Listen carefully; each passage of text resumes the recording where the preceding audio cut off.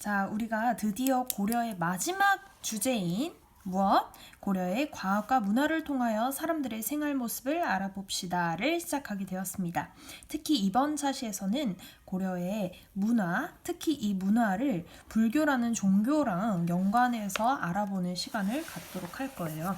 자, 교과서 페이지는 104쪽입니다. 자, 고려 문화의 발전 나오는데 여기서 여러분들이 알아둬야 될 거는 여러분이 생각하지 못했을 수도 있겠지만 사실 고려 시대에는 불교, 유교, 도교 등의 다양한 종교가 발달했다는 거예요. 그럼에도 불구하고 우리는 왜 고려하면 불교를 떠올릴까요? 바로 그 이유는 불교가 고려의 국교였기 때문인데요. 나라의 종교였다는 얘기예요. 즉, 나라의 지원을 받으면서 발전했던 종교라는 것입니다. 그래서 이거랑 연관을 해서 여러분이 몇 가지를 알게 될 건데 오늘 다행히도 기억해야 될 건 그렇게 많지는 않아요. 제 생각에는 107쪽 먼저 나가고 그 다음에 앞을 하는 게 나을 것 같아요. 자, 107쪽하고 178쪽 먼저 나가도록 하겠습니다. 107쪽에 보면 고려시대의 불교는 왕실의 보호와 지원을 받으면서 발전하였다고 했죠. 그 이유가 뭐라고요?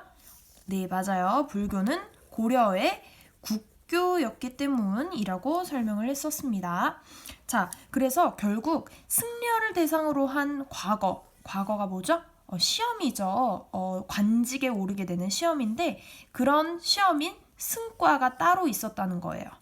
스님들, 즉 승려를 대상으로 한 관직이 따로 있을 정도였고 또는 왕자나 귀족이 성녀가 되는 경우도 굉장히 많았어요. 불교는 예술, 음식, 경제 등의 일상 생활에도 굉장히 많은 영향을 줬는데 예를 들어서 왕실, 귀족, 승려들이 차를 많이 마셨기 때문에 일반 백성들도 차를 많이 마시게 됐다고 합니다. 또 절이라는 곳이 여러분은 그냥 종교적인 장소는 그냥 가서 절을 하고 그런 장소, 소원을 빌고 이런 장소라고 생각할 수도 있었겠지만 그것에서 그치지 않고 경제적인 활동을 하던 곳이기도 했다고 합니다.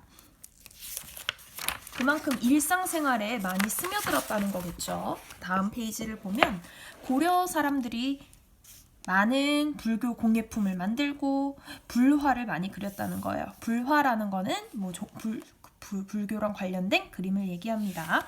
어쨌든 여기까지는 여러분이 그냥 알아두면 되는 거고요. 지금부터 제가 여러분한테 얘기할 거는 조금 중요해서 여러분이 잘 기억을 해뒀으면 좋겠습니다.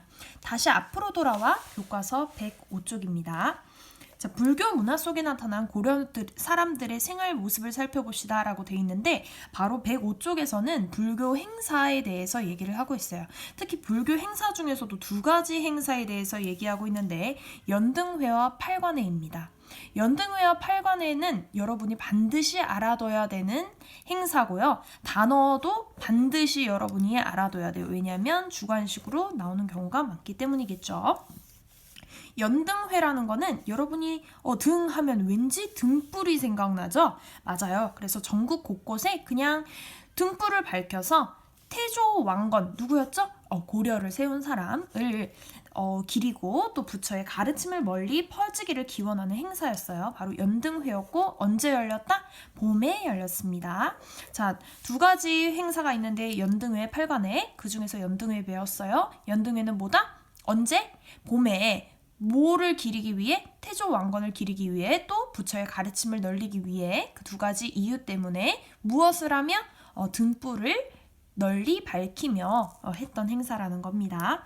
두 번째 행사는 팔관회인데 8이라는 글자를 보니까 왠지 숫자 8이 생각나요? 맞아요. 바로 원래는 부처를 믿는 사람들이 8가지 규칙을 실천하는 의식이었어요. 근데 약간 변질이 돼서 나중에는 그냥 전통신앙처럼 여겨졌던 거예요. 그래서 고려의 국토를 지켜주는 여러 신한테 그냥 제사를 지내고 평안을 비는 행사였다는 겁니다. 자, 다시. 자, 불교 행사 두 가지를 기억해야 돼요. 뭐였죠? 첫 번째, 연등회. 연등회는 언제? 봄에.